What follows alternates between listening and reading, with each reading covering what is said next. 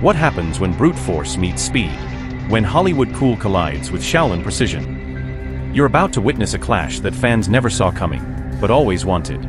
Fred the Hammer Williamson, the footballer turned action hero, and Jet Li, the master of motion and martial mayhem. One fight, one winner. And trust me, it wasn't the one people expected. I've spent 20 years analyzing fight choreography, real martial arts, and action cinema history. What you're about to read is more than fiction. It's an analysis of character, style, and raw combat reality. Stick around, because in less than 5 minutes, you'll know who stood tall, and why. They met in a gritty underground arena. Nothing fancy, no crowd lights. Just two legends circling each other, each bringing a lifetime of battles in different rings. Fred Williamson stood like a mountain, 6 feet 3 inches, 220 pounds of pure presence. A former NFL star and a Hollywood enforcer, he walked in like he owned the floor. You don't earn a nickname like the Hammer without being able to crush people. His strength was real. His hands, heavy. His punches, sledgehammers. But across from him stood Jet Li, calm, coiled, and deadly. A Wushu prodigy since childhood, Jet had already conquered the martial arts world before he ever spoke a line of English in a film. Precision, speed, flow. You couldn't hit what you couldn't catch, and Jet was a phantom. Strength versus speed. Strategy versus instinct. Welcome to the fight. Williamson came in aggressive. That's his style. No games. No patience. Just fists. He jabbed forward, cutting angles with the confidence of someone who's fought 300-pound linemen. He wasn't trying to win on points. He wanted to break Jet's rhythm early. Jet danced back, letting the storm pass.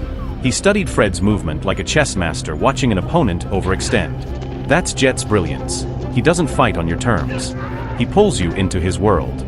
But don't count Fred out. His greatest strength is pressure. He knows how to corner a man, how to make the ring feel smaller. And when he got Jet near the wall, boom, a right cross grazed the side of Jet's temple. The crowd gasped. Was Jet Li in over his head? Had speed finally met its limit? Jet recovered like only a trained Shaolin artist could. He breathed, grounded himself, and shifted styles, from aggressive evasion to fluid counterattack. His strikes became poetry. Low sweeps, elbow flicks, and lightning-quick jabs peppered Fred's ribs and knees. This is where Jet shines. Control through precision. He doesn't waste energy. Every movement has a purpose. But his weakness? Power. He's fast, but not built for trading blows with tanks. He had to avoid Fred's clinch at all costs. Fred tried to adjust, but years of brawling built habits. He looked for the knockout, when what he needed was a trap. His reach gave him range, but against Jet, it was like swinging in water. Everything felt just a second too slow. Could brains outwit brawn before the clock ran out? Sweat dripped. Breathing grew heavier. Each man had felt the other's fire. And now came the test of heart. Fred switched tactics. He slowed down, played defense.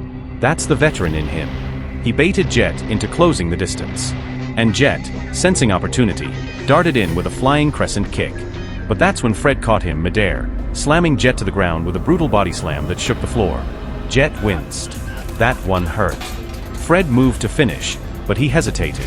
That brief pause, enough for Jet to flip out of danger, spinning into a low sweep that dropped Fred to a knee. Hook, one on the ground. One standing. Who ends it?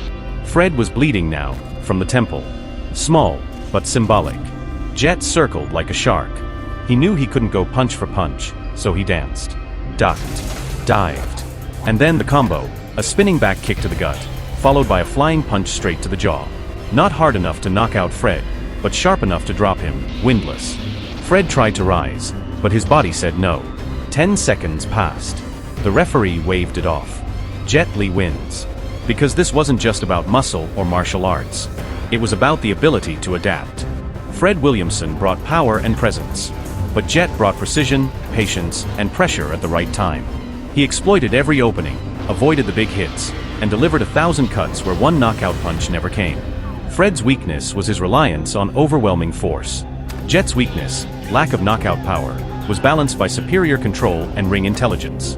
In a one-round war, maybe Fred wins. But in this chess match, Jet Li danced away with the crown. Final words. This fight wasn't just physical, it was philosophical. Two legends from two worlds proving that in the end, it's not about who hits hardest, it's about who hits smartest. Would you have called it the same? Or are you still Team Hammer?